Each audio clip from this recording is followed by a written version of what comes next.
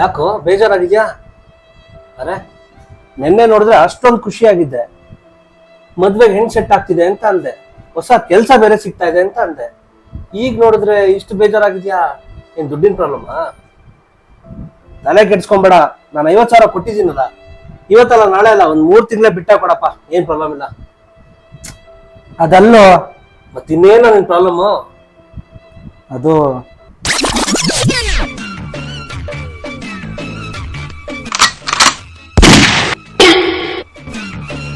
ಹಾ ಏನಪ್ಪ, ಓಕೆ ನನ್ನ ಹುಡುಗಿ? ಹಾ ಇನ್ನೇನು ಸಂಬಂಧ ಕುದುರಿಸ್ಬಿಡದೆ. ಹಾ ನೀಗೊಂದು ಡಾಕ್ಯುಮೆಂಟ್ ಕೇಳಿದ್ನಲ್ಲಪ್ಪ, ಅದನ್ನ ಕೊಡು.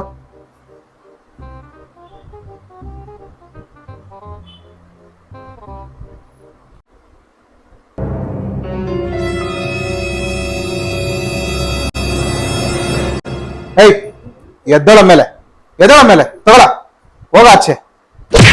ಏನಾಯ್ತು ಮಾವ? ನನ್ ಮಗಳನ್ನ ಬೇಕಾದ್ರೆ ಯಾವ್ದಾರು ಹಾಲ್ ಬಾವಿ ತಳ್ಬಿಡ್ತೀನಿ, ಆದ್ರೆ ನಿನಗ್ ಮಾತ್ರ ಕೊಡೋದಿಲ್ಲ. ಎದ್ದೋಗ ಆಚೆ, ಎದ್ದೋಗ ಆಚೆ. ಹಲೋ, ಇದು ಮಿಸ್ಟರ್ ಕುಲಕರ್ಣಿ ಅವರಾ? ಹಾ ಹೌದು ಮೇಡಮ್, ಹೇಳಿ. ನೀವು ಮೊನ್ನೆ ಜಾಬ್ ಇಂಟರ್ವ್ಯೂ ಕೊಟ್ಟಿದ್ರಲ್ವಾ? ನಿಮ್ದು ಡಾಕ್ಯುಮೆಂಟ್ ವೆರಿಫಿಕೇಶನ್ ಎಲ್ಲ ಆಗಿದೆ, ಆದ್ರೆ ಒಂದ್ ಡಾಕ್ಯುಮೆಂಟ್ ಮಿಸ್ಸಿಂಗ್ ಇದೆ. ಆ ಡಾಕ್ಯುಮೆಂಟ್ ಕಳ್ಸ್ಕೊಟ್ರೆ ನಾವು ಅದ್ ವೆರಿಫೈ ಮಾಡ್ಬಿಟ್ಟು ನಿಮ್ಗೆ ಕಳ್ಸ್ಕೊಡ್ತೀವಿ.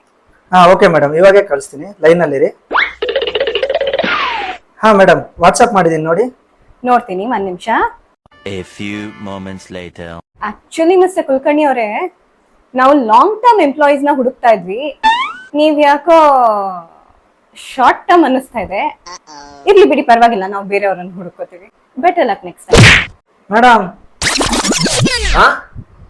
ಡಾಕ್ಯುಮೆಂಟ್ ಇಂದ ಮಾವ ಹೆಣ್ ಕೊಡಲ್ಲ ಅಂತ ಅಂದ್ರ, ಹ್ಞೂ ಡಾಕ್ಯುಮೆಂಟ್ ಇಂದ ಜಾಬ್ ಕೊಡಲ್ಲ ಅಂತ ಅಂದ್ರ, ಹ್ಞೂ ಅದೆಂತ ಡಾಕ್ಯುಮೆಂಟ್ ಬರೋದು? ಕೊಡಿ ನೋಡ್ತೀನಿ.